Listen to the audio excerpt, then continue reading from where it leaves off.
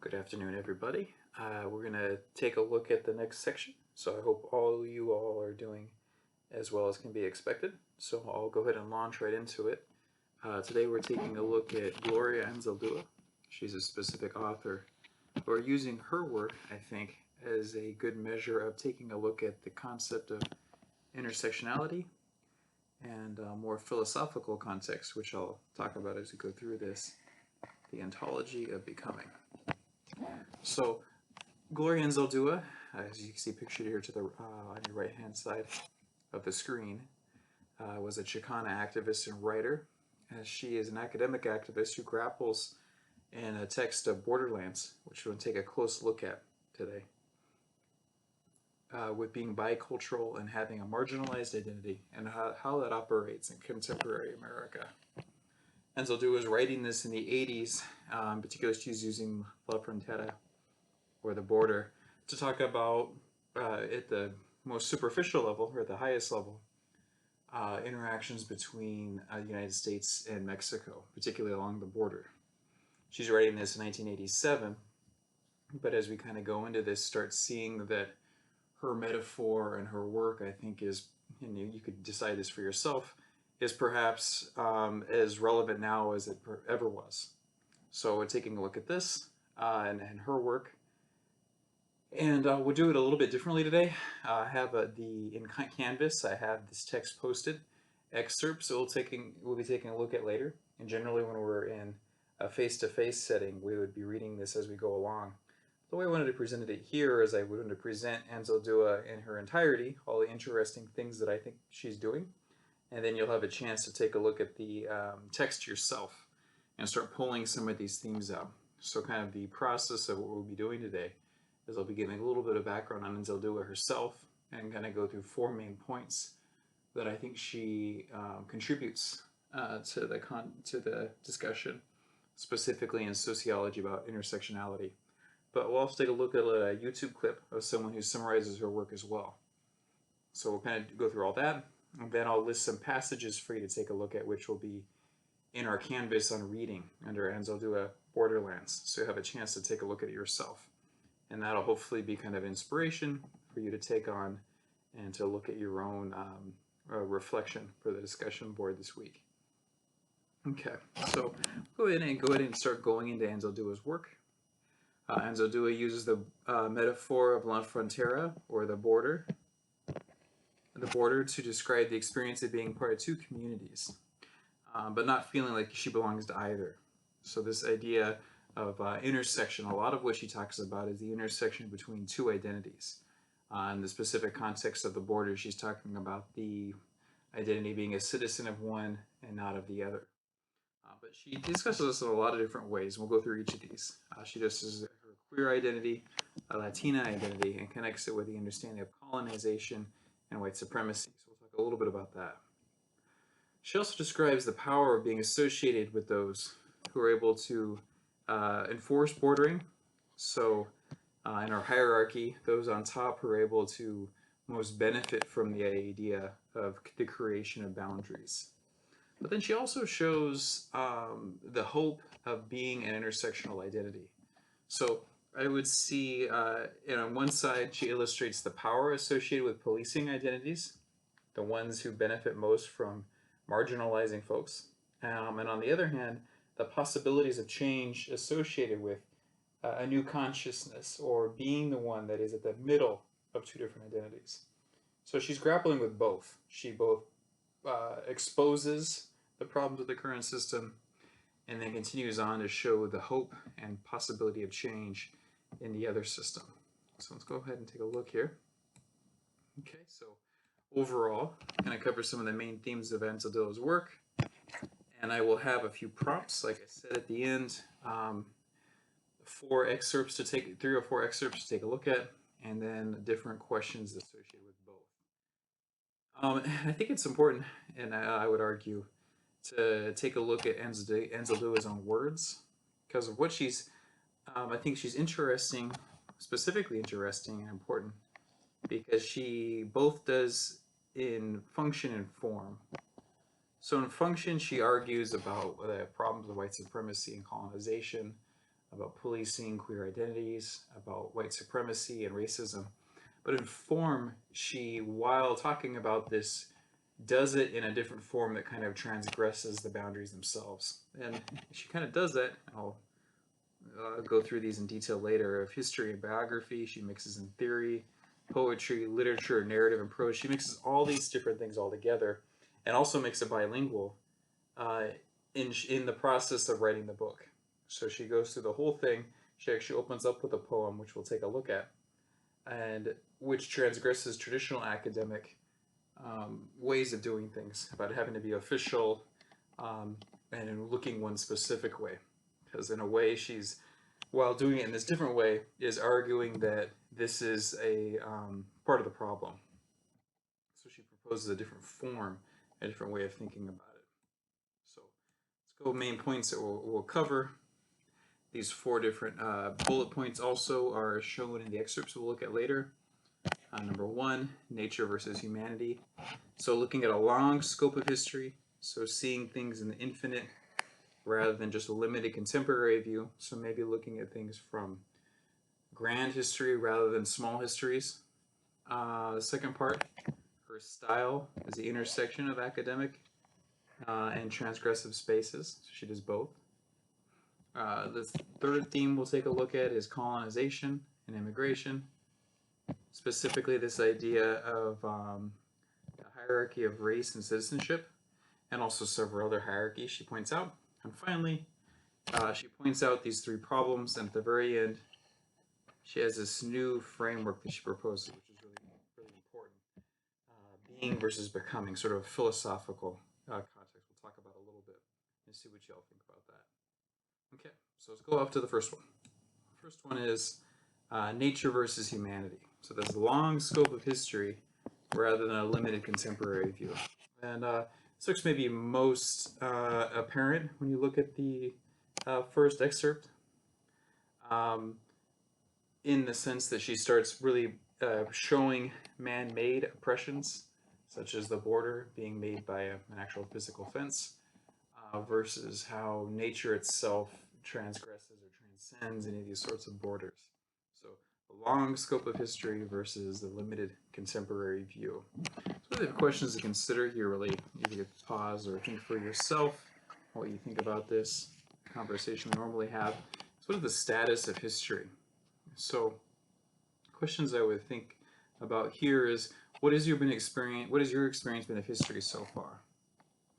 In the sense of history classes you had growing up, popular narratives told about the founding fathers, the so-called founding fathers, George Washington, these different stories we have what America is, of what California is, and within these questions asking whose story do we usually hear?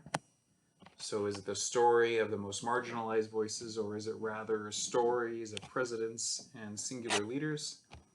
When we talk about things like World War II, for instance, do we talk about it from the view of the soldiers fighting the war, or do we talk about it as the discussions and dialogues between world leaders?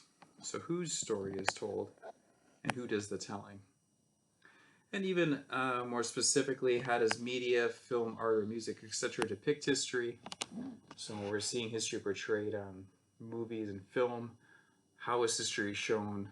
Who's the protagonist? Who's the enemy? And has that changed at all? Have we had different films or depictions of these come about, or are they generally been the same? Have they been better in the past? Or are they better now? Things like that. So history itself, if it is a story that we tell, who is telling that story, and maybe why are they telling that story? So Anzaldúa is grappling with some of these questions in some of the opening passages and showing what history could be. So one of the things by looking at the longer view of history, the inevitability of change, that change is the norm rather than the exception, not to focus too much on the seeming immovability of things. So we'll talk about this in the 4th section, but essentially what Anzaldúa is talking about is that things aren't necessarily, the normal thing is for things to change, not for things to stay the same. So maybe from our limited scope of a person's lifetime, we might think of things as being unchangeable because they seem the same as we grow older. But in the grander scheme of things, change is the norm.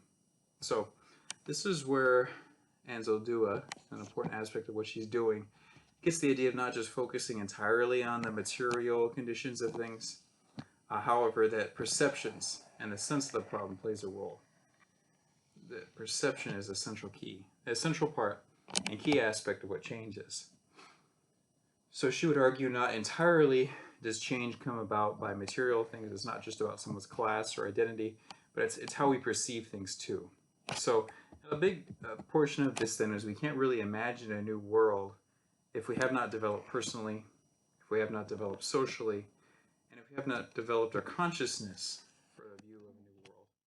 So while she argues, of course, it is important to have the material things you need to transform society, that the central aspect of that is we have to be able to also have consciousness change along with that.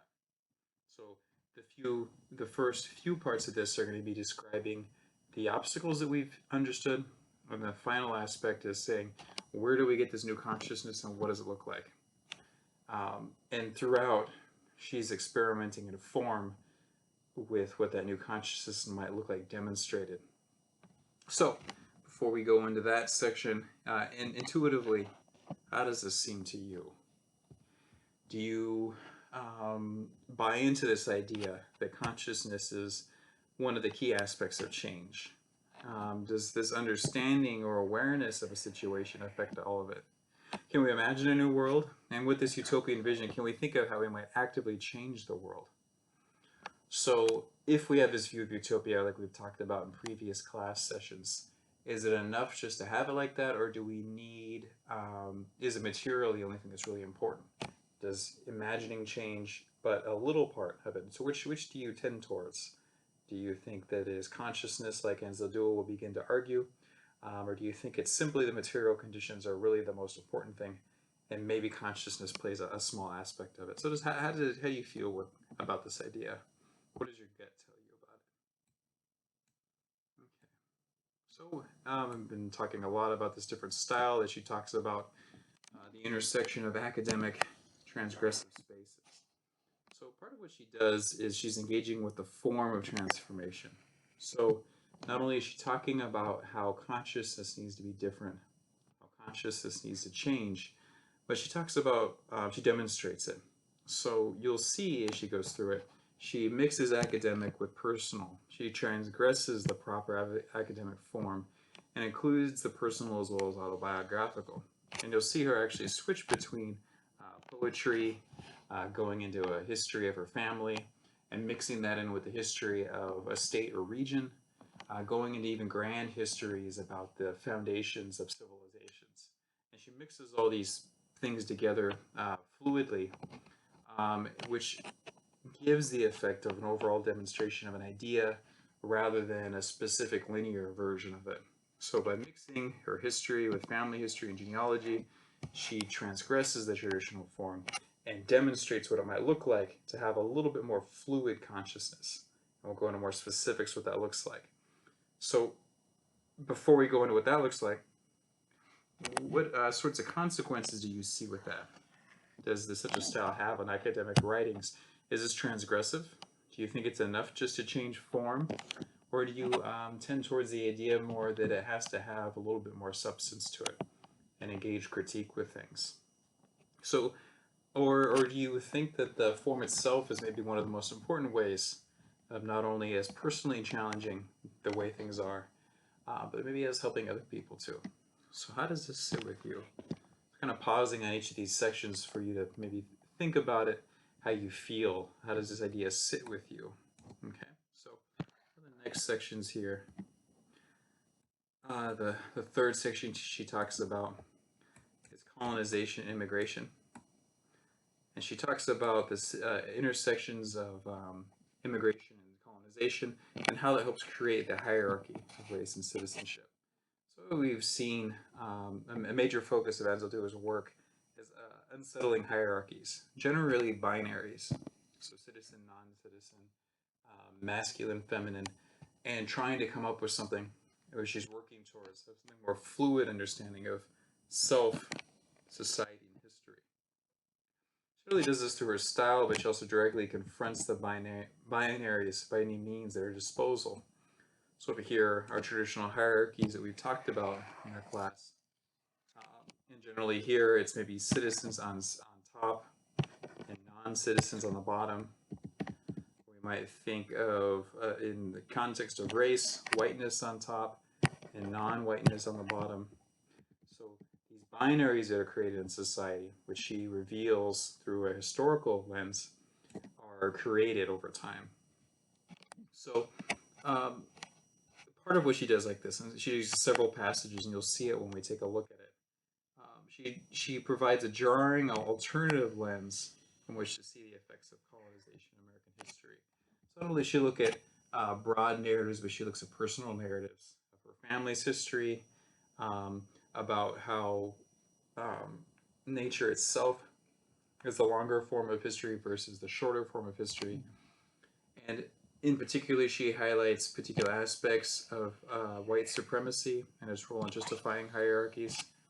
So these ideas, once you start creating hierarchies like this, it can start justifying the subjugation and dehumanization of people, whoever's on the bottom of that binary, whoever's on the bottom of the hierarchy.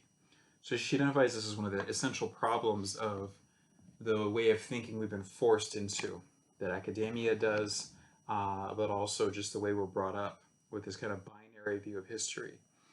Another binary that she challenges, in addition to the white supremacy, is the queer feminine versus patriarchal.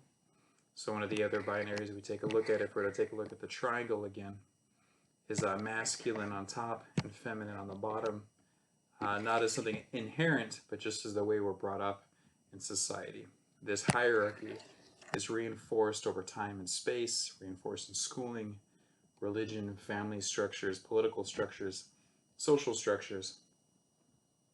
And she shows that it's done, this particular binary is on both sides of the border, in the sense that this sort of patriarchy transcends borders and is a bigger problem than just something that takes place in the United States. So she sees this as also a very important binary to upset, to challenge, and to undermine. So I think something to take a look at as you go through this is to start seeing how she does this. As I argue, Anzaldúa has been demonstrating with specific historical examples, but also through her form and method of challenging these binaries. So where do you see that happening? So we continue down here.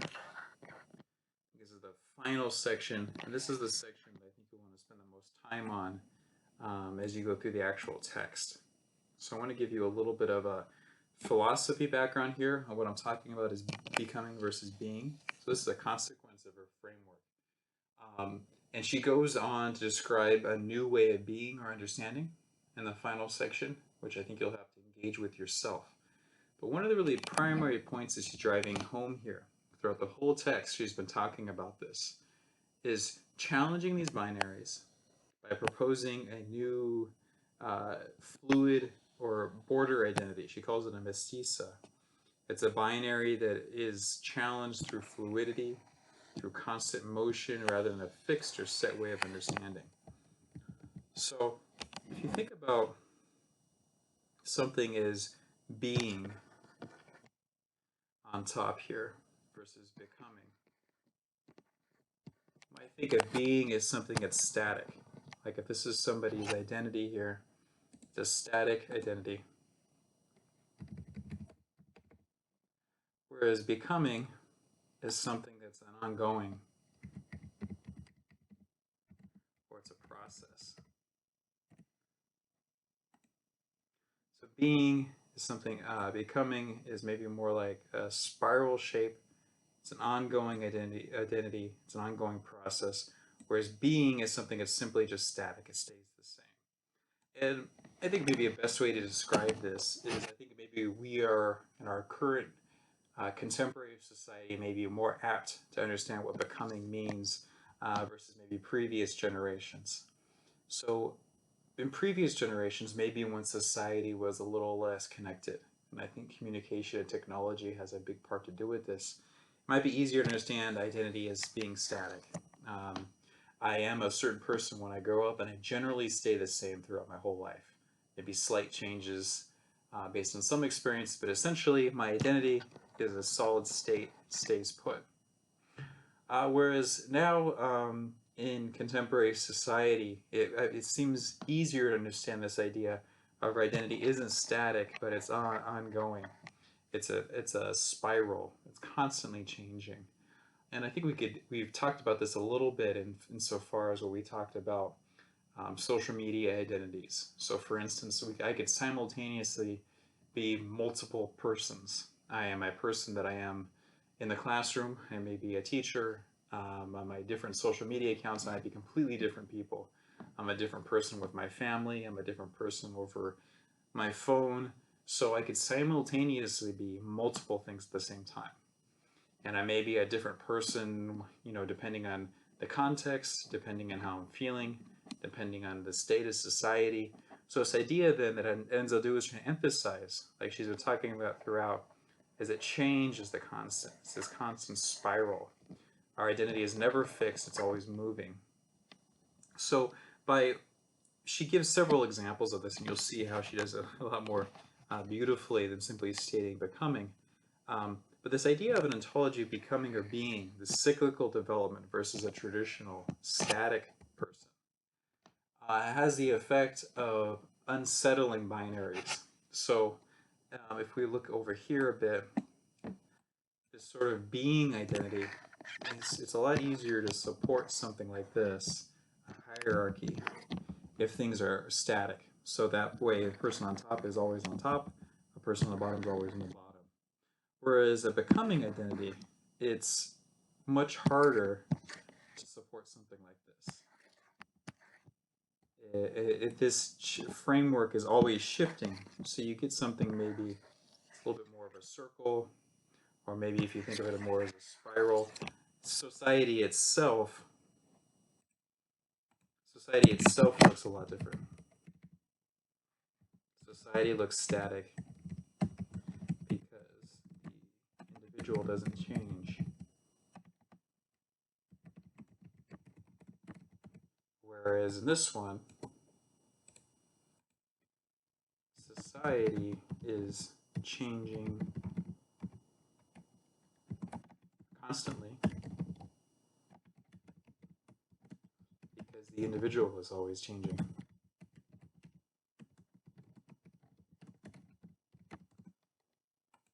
So in this sense, the individual reflects society. So a static individual over here leads to a static hierarchical society, leads to society being constantly the same. Whereas down here, if the individual is constantly changing, it's really hard to establish a static structure, or where someone is always more important than another person, and society could be constantly changing because of that. And part of the thing that she reveals then is, though I think she would argue that we are down here, we are this constantly becoming thing, but a lot of times, even though we are down here, we think we're up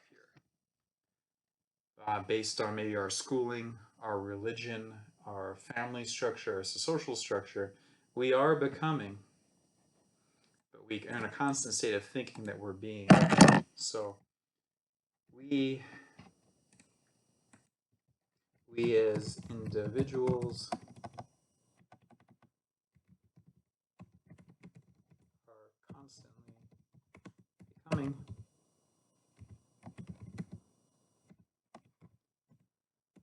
but we are socialized to think that we are being still / static. So while we as individuals, Anzaldúa, I believe, would argue, are constantly changing and becoming, we are socialized in some ways. I guess you could say we're tricked, I guess would be a simple way of saying it, to think that we're being or static or the same. So part of what the revolutionary or the change agent or someone who wants society to look different has to do is not only reveal in themselves, understand themselves as being a changing identity, but to be able to help others in society realize that too. So part of challenging that, Anzaldúa would argue, and she does it throughout the book, is doing things in a different way, not being stuck in a traditional form, but incorporating creativity, this constant dynamic movement of things to challenge this fixed state of things. So in the final reading, that's really what she's doing. The final reading section embraces this alternative ontology. Ontology is just another word for understanding a being. It's worth taking a look at. So when you look at this, how does she demonstrate this? How is an ongoing, unfinished identity facilitated? How might this be limited if you were to really think about it? So going down here then, there's the final link here, and I'll post the actual link. But there's a YouTuber that actually has this great section where he summarizes Anzaldúa's work and discusses her the Mestiza consciousness. And this Mestiza consciousness is this new form of what we're talking about, this new idea of becoming. So let me just take a look at that. We'll watch it, and then we'll come back down and we'll post some of the links or the questions to take a look at. Let's take a look at this.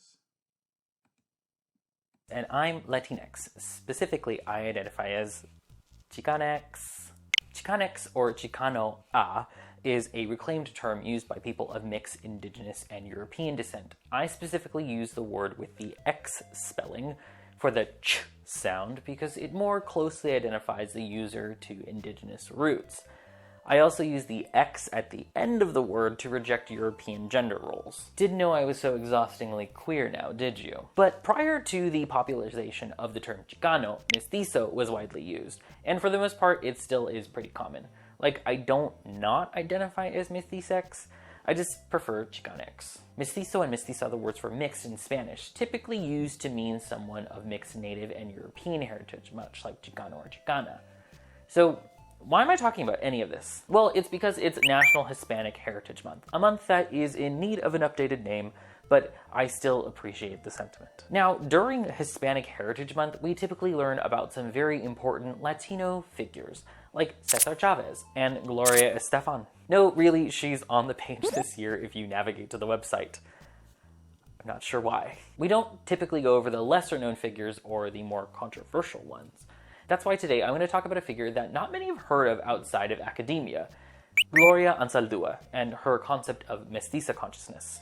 Gloria Evangelina Anzaldúa was born on September 26, 1942, and she was a scholar, a poet, a writer, and an activist. Her writing mainly focused on post-colonial Chicana feminism, patriarchy, health, spirituality, and linguistic terrorism. That last one I'll probably go over on its own video. Some major works of hers were The Bridge Called Me Back, Light in the Dark, Luz en lo Oscuro, Rewriting Identity, Spirituality, Reality, and the book we're going to be discussing the most today, which is Borderlands / La Frontera, The New Mestiza. La Frontera is the book where she introduced the two concepts that she's most well known for, Nepantlism and mestiza consciousness. Both concepts regard the life of mixed-race India and European queer women, though many non-women, including myself, have identified in some way or another with mestiza consciousness. I don't know what that says about me, but whatever.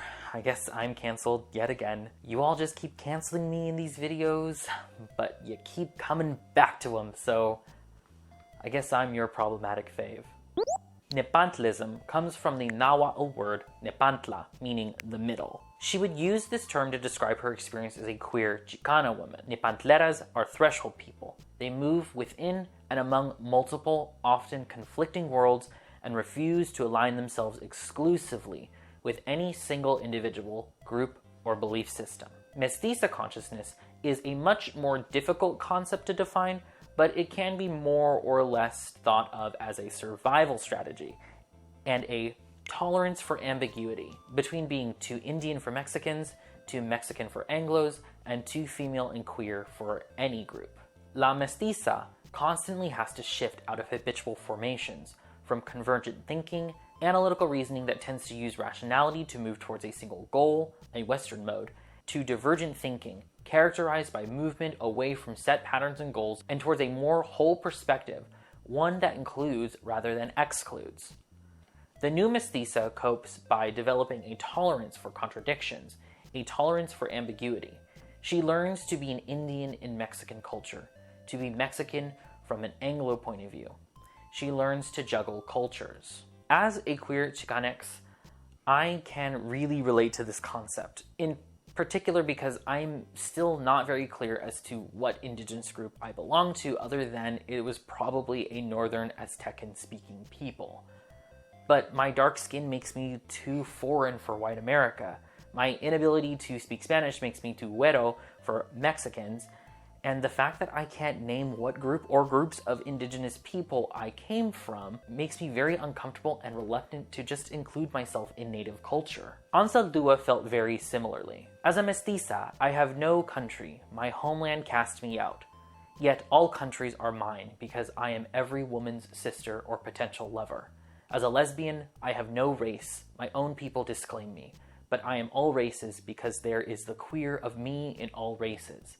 I am cultureless because as a feminist, I challenge the collective culture/religious male-derived beliefs of Indo-Hispanics and Anglo. Yet, I am cultured because I am participating in the creation of yet another culture. As you can see, Mestiza consciousness is about carving out a space for you, a queer Latinx. You create your own culture, one that is defined by you, to help you survive and navigate a society that wasn't ready for you. While I more closely identify with the idea of Mestiza consciousness, as I don't fully identify as a man, at least not by the definition of an American man, Anzaldúa did say that we need to have a new male, one that is more aware of the woman inside them, like the gay men that she knew. As queers, we are the supreme crossers of cultures. Homosexuals have strong bonds with queer white, black, Asian, Native American, Latino, and with the queer in Italy, Australia, and the rest of the world. Colored homosexuals have always been at the forefront, although sometimes in the closet, of all liberation struggles in this country. People, listen to what your jotaria is saying. That's right, folks. Listen to what your gaggle of gays is saying. We know what's up. Oh. Oh boy. On second thought, use some discretion, because some queers seem to have lost their way in this post-GLAAD neoliberal hellhole that we live in. I mean, Anzaldúa couldn't have predicted that. Sadly, Anzaldúa died in 2004 due to complications with diabetes. It's in times like our current one where I feel like her message about Nepantleros is extremely important. Our people are being attacked on land that was always ours. This land was Mexican once, was Indian always, and is, and will be again. That'll do it for today. If you like what you saw, please consider subscribing and liking the video. Also, consider donating to my Patreon or giving a one-time donation with coffee, because I am very poor and I need to also pay my bills and eat and try to get into grad school. I'm not working as much as I'd like to, and it's becoming a struggle. But anyway, thanks so much for watching, and until next time, take care, and goodbye. So, just going in the final section here, like I said, I'll have that link ready for everybody. So the following excerpts, and I'll have these reproduced in the discussion board, but there's 3 passages to take a look at. The first one is a poem. Let's see, scrolling down here a little bit so you can see it all. Scroll a little bit. Okay, so I'll read through them, but these will also be reproduced in the discussion board, and just for you all to take a look at and answer them as they make sense. So the first one, as I said, these are all available on Canvas. Page 1, maybe a thought of what stanzas or lines stick out to you or seem significant there. The second one is about constructing alternative histories. We talked a bit about that in the lecture. So about constructing alternative histories, how does our understanding of our past affect our present? And what happens if your history is not told and your history is lost or erased? What happens there? And the final one, probably the most important one to take a look at, is where she's going with all this. So what is the role of the binary, non-binary identity? How do we construct new identities? This is a part of that one. And down here at the bottom, I have 3 questions that you don't necessarily have to answer, which is just food for thought that I had taken from throughout the lecture. So, can consciousness change the world? Now that you've gone through all this, what role does consciousness or understanding of a situation affect it? How can we imagine a new world? What sorts of consciousness does Anzaldúa's writing style have? Consequences does Anzaldúa's writing style have on academic writing? Is this transgressive? Do you think this undermines or challenges the way things are, the status quo? What examples do you see, both in form and function, of Anzaldúa challenging or demonstrating these binaries? And the final reading section in passage 3, that embraces the alternative ontology, and as we're taking a look at, how does she demonstrate this? How does an ongoing unfinished identity facilitate change, social or personal? How might it be limited? So you could take a look at one or all of these. The main idea is to really grapple with this idea of Anzaldúa's goal of creating a transgressive, non-binary, fluid identity. And how might this be the seed for transformation? This is going to sort of set us up for where we're going in the next few weeks of imagining social change. So if you think of the first half of the semester as being identifying obstacles, Anzaldúa's work here, I think, is the beginning of imagining where we could be going next, what consciousness needs to be in place, where our goals might be, and then how do we fill those steps in. So go ahead and take a look at Anzaldúa's work.